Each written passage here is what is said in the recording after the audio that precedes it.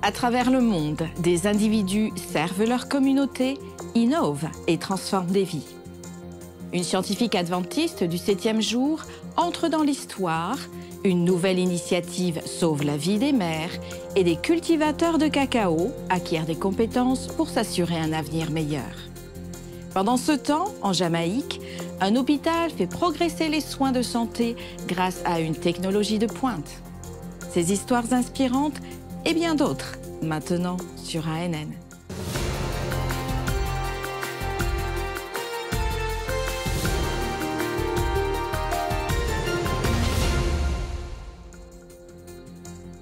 Le centre médical de l'université de Loma Linda à Murrieta aux États-Unis prend des mesures proactives pour renforcer la sécurité maternelle en mettant en place un programme complet d'éducation postnatale.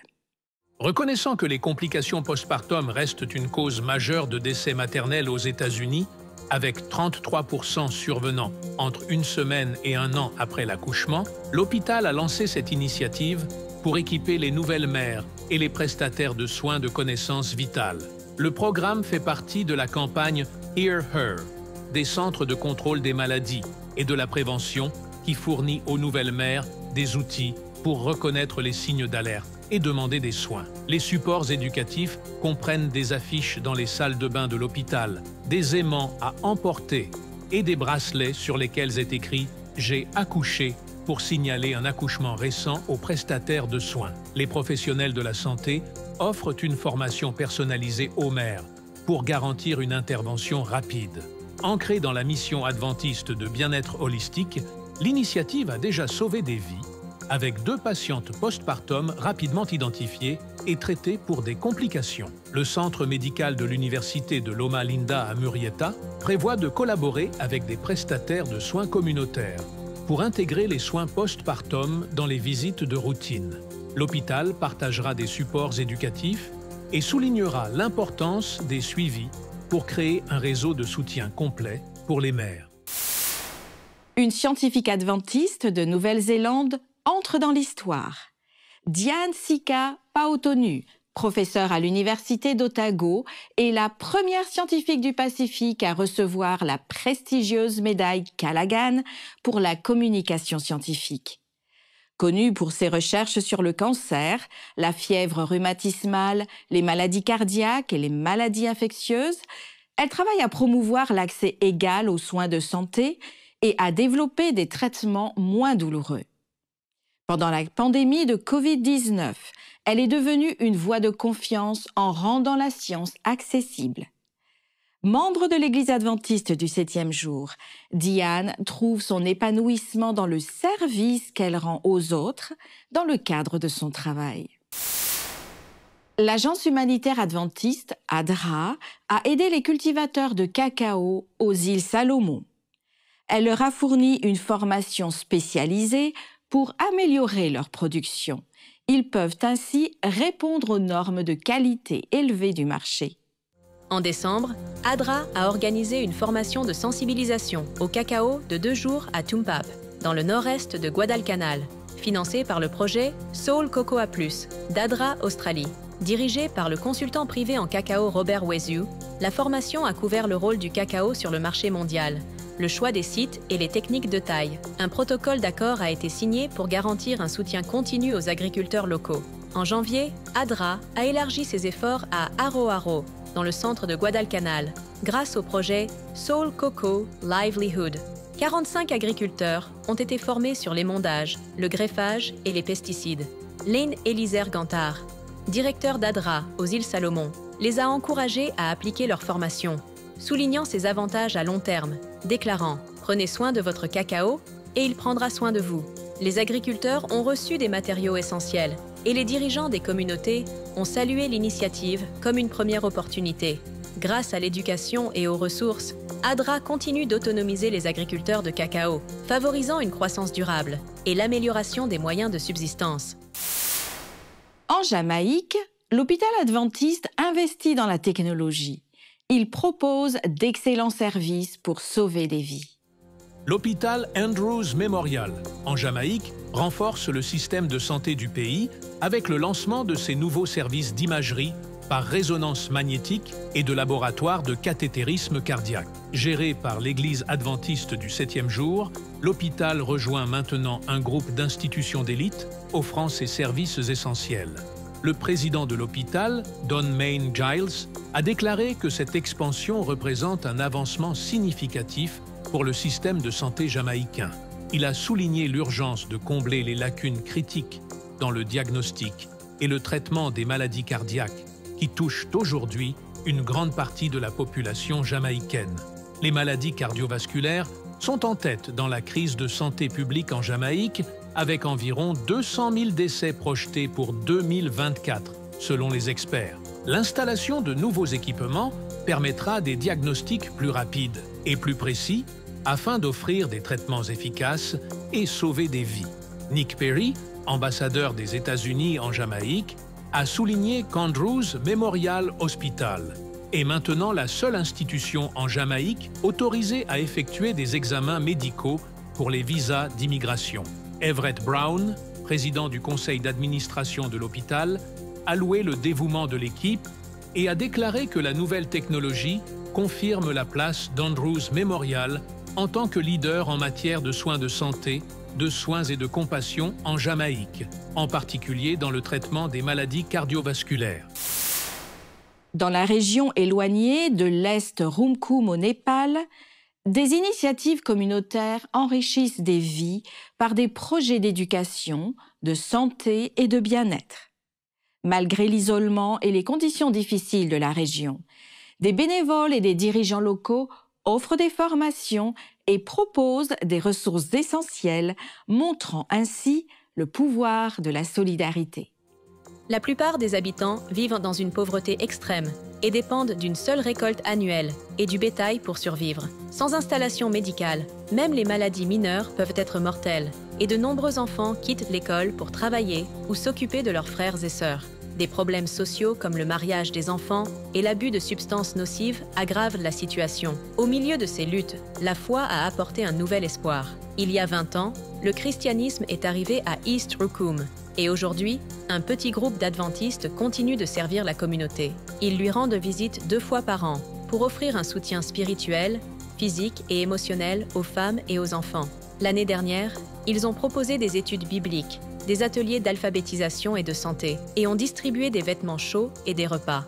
Grâce à ces efforts, l'Église apporte l'amour du Christ à East Rumkum, offre la guérison, l'éducation et l'espoir. Une convention des enseignants en Afrique de l'Est prépare les éducateurs pour la mission. À Arusha, en Tanzanie, l'événement « Éduquer pour la mission » a rassemblé des éducateurs des écoles publiques et privées. Les dirigeants ont souligné la mission de l'éducation adventiste dans la préparation des élèves à des vies utiles, en accord avec des valeurs bibliques et un service désintéressé. Les participants ont discuté de l'intégration de la foi et de la raison avec Lisa Beardsley Hardy de la Conférence générale et ont abordé l'importance de maintenir des valeurs morales et spirituelles. Les éducateurs se sont vus rappeler leur vocation sacrée à refléter les valeurs du Christ et à influencer les générations futures. Cory Pollard, un assistant réalisateur de Hollywood, a passé plus de 30 ans à travailler sur des films et des émissions de télévision. Son parcours n'est pas une histoire de foi typique. Alors que beaucoup pourraient ne pas s'attendre à ce qu'un cinéaste se sente appelé à travailler dans la production multimédia, Cory voit sa carrière comme un champ missionnaire, vivre sa foi tout en côtoyant des professionnels de l'industrie. Après avoir visionné The Hopeful, un film sur les débuts du mouvement adventiste, il a constaté des corrélations entre son parcours de foi et le message du film. Écoutons son histoire. Beaucoup de personnes ayant la foi que j'ai penseraient que je ne devrais pas exercer dans ce domaine. Mais je me sens appelé à travailler ici où je côtoie des gens de l'industrie séculière pour être la personne que le Christ m'a demandé d'être.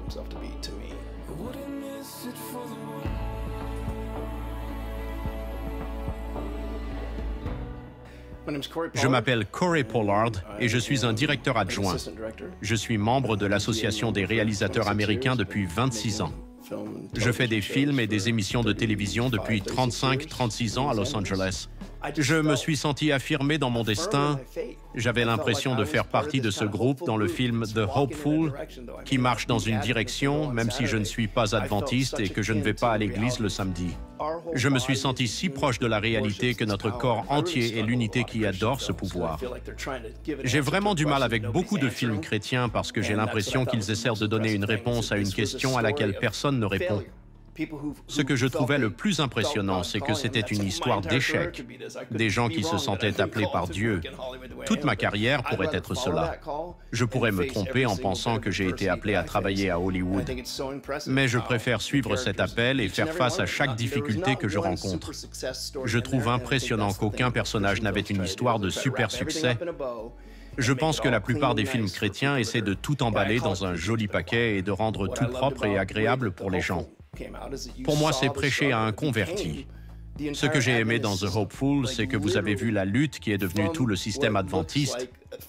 Littéralement, ce qui ressemble à un échec ou à des erreurs est devenu ce vaste réseau de personnes fidèles faisant le travail de Dieu de manière puissante. C'était incroyable. La qualité de production est absolument parfaite. Elle ne ressemblait pas à beaucoup de films chrétiens qui donnent l'impression d'avoir été assemblés par quelqu'un qui ne savait pas vraiment ce qu'il faisait ou qui essaie de faire en sorte que ça ressemble à quelque chose. C'était une œuvre d'époque, une pièce très bien produite, bien conçue, bien livrée. Je suis un simple cultivateur. Je vais bientôt avoir 50 ans. Je suis trop vieux pour ce genre de défi. C'est ton choix. Es-tu le rocher ou es-tu la charrue? Les personnes fidèles doivent se réveiller et réaliser que Dieu nous a placés sur cette terre, à l'époque où nous sommes, pour donner une réponse à l'espoir, pas à la peur, pas assis dans l'Église en espérant ainsi attirer les gens, mais en marchant réellement avec le monde. Il est incroyablement important de commencer chaque jour en demandant « Qu'est-ce que tu as pour moi aujourd'hui et comment vas-tu m'aider à le réaliser ?» Pas avoir un plan ou tendre la main à quelqu'un pour demander de l'argent pour réaliser cette chose. C'est au Seigneur qu'il faut s'adresser. Qu'as-tu pour moi aujourd'hui? Me voici, envoie-moi.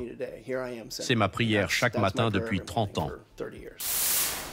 Dans la série, un message spécial du pasteur Ted Wilson, le président de la Conférence générale des Adventistes du 7e jour, explore le chapitre 39 du livre La tragédie des siècles, intitulé Le temps de détresse. Le pasteur Wilson examine ce que la Bible révèle sur cette période critique, l'expérience de la tribulation de Jacob et l'espoir de délivrance pour le peuple de Dieu. À ce sujet, nous lisons « La grâce divine sera parvenue à son terme. Le monde aura rejeté la miséricorde de Dieu, méprisé son amour et foulé aux pieds sa loi. Les méchants auront franchi les limites de leur temps de probation. L'Esprit de Dieu, auquel ils auront obstinément résisté, leur sera enfin retiré. N'étant plus protégés par la grâce divine, ils seront à la merci de Satan, qui plongera alors les habitants de la terre dans la grande détresse finale. » C'est à ce moment-là, nous dit-on, que de terribles calamités se produiront dans le monde et que le peuple de Dieu sera accusé d'en être la cause. On insistera pour qu'il soit détruit afin de sauver le monde de la destruction. Ce n'est pas la première fois que Satan avance un tel argument. Il y a près de 2000 ans, ce même argument a été utilisé contre le Christ lui-même.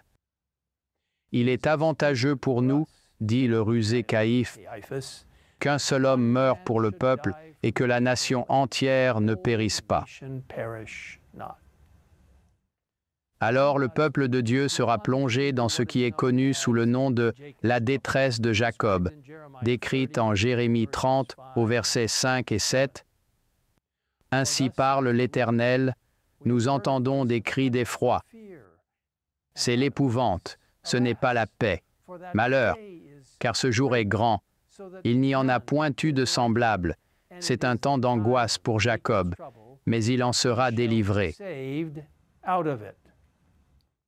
Le terme « la détresse de Jacob » fait référence à la nuit d'angoisse de Jacob, décrite en Genèse 32, lorsqu'il a lutté en prière pour obtenir la délivrance de la main de son frère jumeau, Ésaü. Cela représente l'expérience du peuple de Dieu durant ce dernier temps de trouble. Cependant, remarquez qu'à la fin de la nuit de lutte avec l'ange, qui en fait était Jésus lui-même,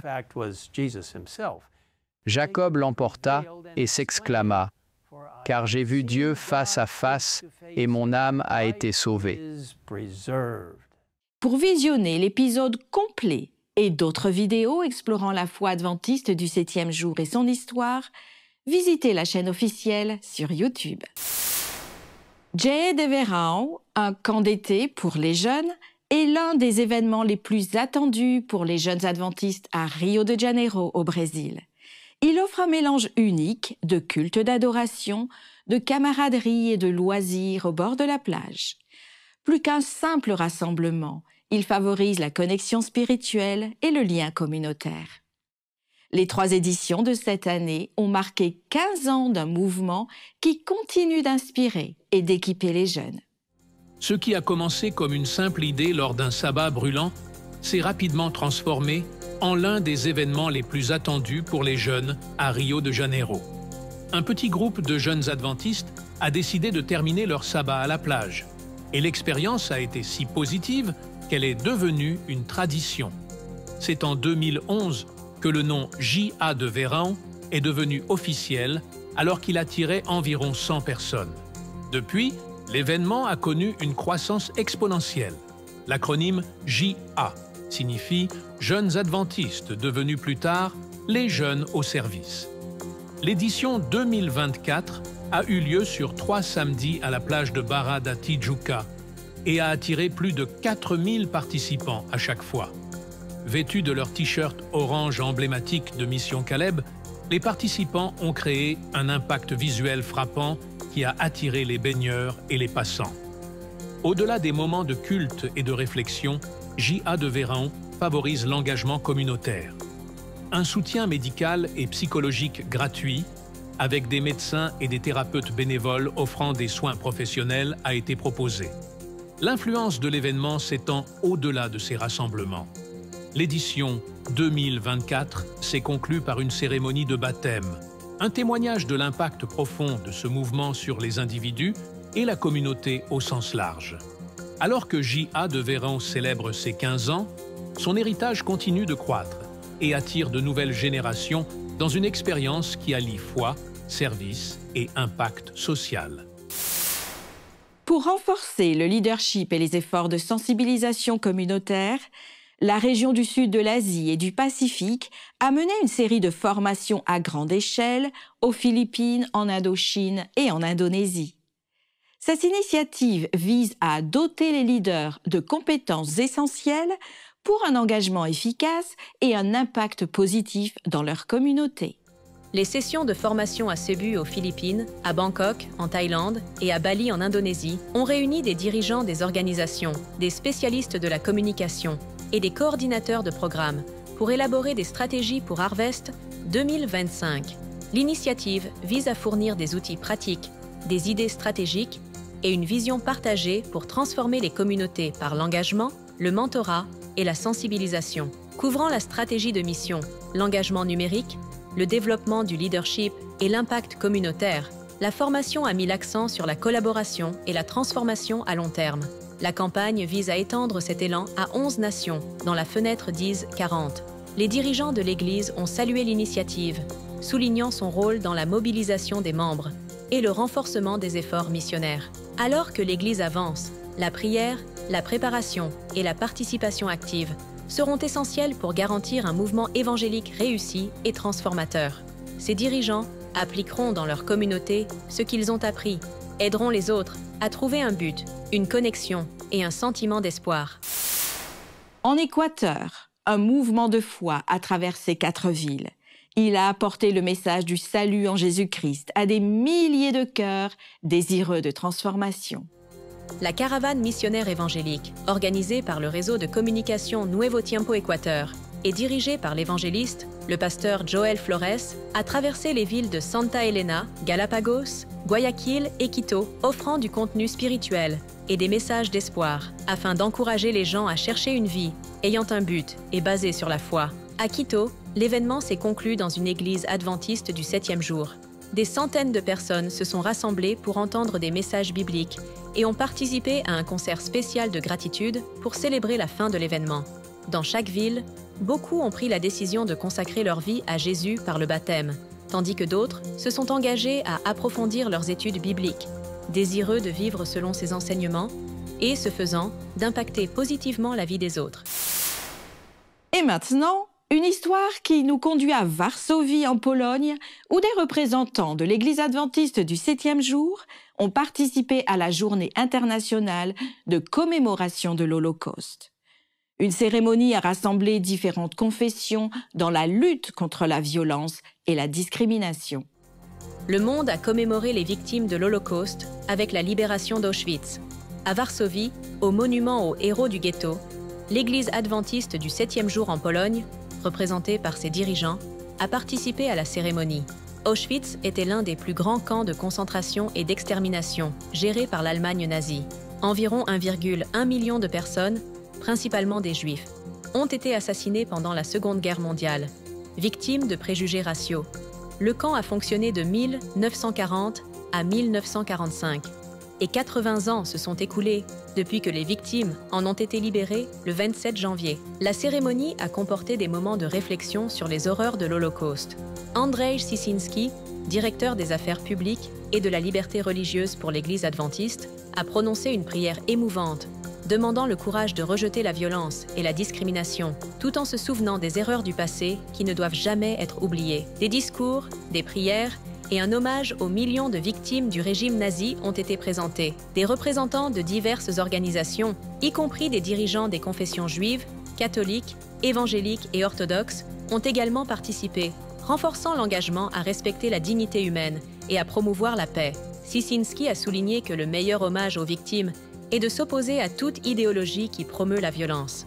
Il a également appelé à la paix en Israël, déplorant les conflits dans le monde et appelant à un avenir plus respectueux et juste. Dans un monde divisé, les dirigeants spirituels ont souligné l'importance de se souvenir des leçons de l'Holocauste pour garantir que de telles tragédies ne se reproduisent jamais. Chacun, quelle que soit son origine, mérite le respect en tant qu'enfant de Dieu. Une enseignante jamaïcaine nommée enseignante de l'année 2024. Kemesha Kelly, une ancienne élève de l'Université du Nord des Caraïbes, a été nommée enseignante de l'année 2024 en Jamaïque, reconnue pour son dévouement à l'autonomisation des élèves. Spécialiste en langue et en culture, Kelly est connue pour ses méthodes d'enseignement innovantes et sa passion pour façonner les jeunes esprits. L'université, une institution adventiste du 7e jour, met l'accent sur l'excellence académique et les valeurs que Kelly considère comme essentielles pour façonner son engagement envers le service et l'apprentissage tout au long de la vie. Ce prix souligne l'impact des enseignants en tant qu'agents de transformation et montre en quoi l'éducation est un outil puissant de changement. Dans un monde où les jeunes cherchent un but et une connexion, un congrès spécial à Samoa a rassemblé plus de 1200 jeunes pour un voyage transformateur.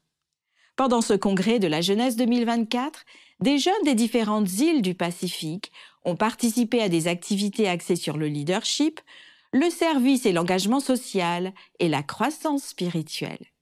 Tout au long de l'événement de 5 jours, des intervenants ont inspiré les participants avec des messages d'encouragement. Le programme a proposé des ateliers dynamiques sur la santé mentale, l'orientation professionnelle, les médias dans le discipulat et le service communautaire, préparant les jeunes à la croissance personnelle et spirituelle. Les participants se sont engagés activement dans des initiatives de sensibilisation, y compris la prédication dans les rues, les visites en prison et des projets de nettoyage, montrant leur engagement dans le service. Un moment marquant est survenu lorsque 30 jeunes ont courageusement promis une année de service missionnaire en Indonésie occidentale. Sous le thème « J'irai avec Dieu façonner le monde », le Congrès a encouragé les jeunes à embrasser leur foi, à assumer des rôles de leadership et à partager le message du Christ. Un moment fort a été la cérémonie de baptême, où 65 jeunes ont publiquement donné leur vie à Jésus. Des rassemblements comme celui-ci inspirent et préparent les jeunes à créer un changement significatif dans leur communauté. Lorsqu'ils s'unissent avec un but commun, ils deviennent une force puissante pour la transformation de la foi en action. Rendons-nous maintenant à la Barbade. Une artiste et éducatrice utilise son art de manière innovante pour diffuser la parole de Dieu. Donnée Antonia Haynes est une artiste adventiste de la Barbade qui utilise sa passion pour la peinture comme un outil de mission. Pendant les services du sabbat, elle peint en direct à l'église, créant des images inspirées par des passages bibliques et des thèmes spirituels. Pour Donnée, chaque toile est une occasion de glorifier Dieu et encourager la congrégation à méditer sur la bonté de Dieu.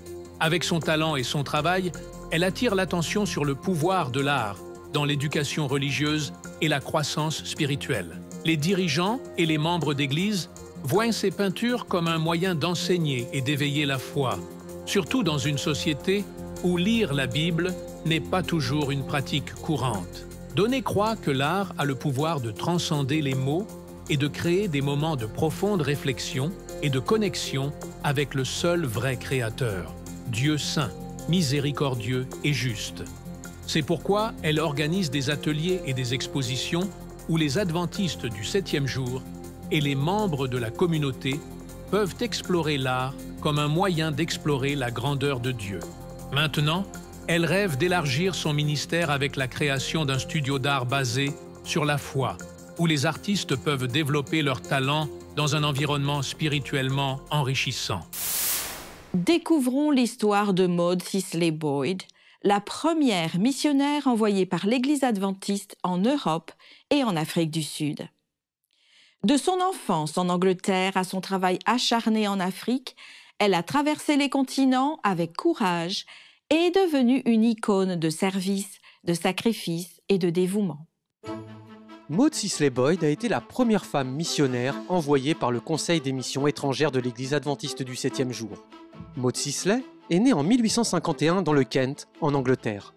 Après la mort de son père, sa famille se rend aux États-Unis où elle découvre le message adventiste. Une visite de James et Ellen White les convainc de s'installer au siège de l'église à Battle Creek, dans le Michigan. Maud était membre adventiste depuis 10 ans lorsqu'elle fut appelée à servir comme missionnaire. En 1877, elle partit pour l'Europe où elle servit en Suisse et en Angleterre. Après plusieurs années passées en Europe, Maud rentre aux États-Unis à temps pour assister à la 2e session annuelle générale de l'école du sabbat, qui se tient à Battle Creek, dans le Michigan. Elle y rencontre un autre participant, le veuf Charles L. Boyd. Le couple se marie en 1879 et a 2 filles. Les Boyd ont fait partie du premier groupe de missionnaires adventistes au Cap, en Afrique du Sud. Tragiquement, leur plus jeune fille, Ethel, mourut à l'âge de 3 ans et demi en Afrique. La famille resta en Afrique pendant 4 ans environ avant de retourner aux États-Unis. Ils sont arrivés à temps à Battle Creek pour assister à la session de la Conférence générale de 1891. Lors de cette session de la Conférence générale, Charles fut nommé président de la Fédération de Tennessee River, située à Nashville, dans le Tennessee. Les Boyd étaient les premiers appelés dans l'œuvre adventiste dans le sud des États-Unis et se sont efforcés de briser les barrières raciales en réponse à l'appel d'Ellen White. Ils ont créé une église qui permettait aux membres blancs et noirs de se réunir ensemble pour le culte d'adoration au Seigneur. En 1898, Maud et Charles se trouvaient à Asheville, en Caroline du Nord, là où il mourut. Après sa mort, Ellen White invita Maud et sa famille à se rendre en Australie pour aider l'école Avondale, nouvellement créée. Maud était très respectée en tant qu'enseignante. Elle y passa 9 ans. Lorsque sa fille tomba malade, Maud retourna dans le Massachusetts pour être plus proche d'elle, tout en continuant à travailler sur la Bible. Au cours des 17 dernières années de sa vie, elle a enseigné la Bible dans les sénatoriums de Loma Linda et de Glendale, en Californie. Elle a passé une année scolaire à enseigner au Oakwood Junior College, en Alabama. Après la mort de sa sœur, elle retourne en Australie pour vivre avec sa fille, Ella. Elle y meurt en 1937 et est enterrée aux côtés de sa mère dans le cimetière adventiste d'Avondale à Coorambong, en Nouvelle-Galles du Sud. Maud Sisley Boyd a passé sa vie au service des autres et son héritage perdure encore aujourd'hui. Pour découvrir d'autres projets rendus possibles grâce à vos offrandes, visitez adventistmission.org. Ainsi s'achève notre édition de cette semaine. Avez-vous une histoire inspirante à partager de votre communauté? Envoyez vos photos, vos vidéos ou vos nouvelles à contact@adventiste.news. Il pourrait peut-être être présenté dans l'un de nos prochains épisodes. Pour en savoir plus sur les croyances de l'Église adventiste du 7e jour, visitez adventiste.org et retrouvez les dernières actualités et les récits inspirants du monde entier sur adventiste.news. Merci de nous suivre fidèlement et à la semaine prochaine.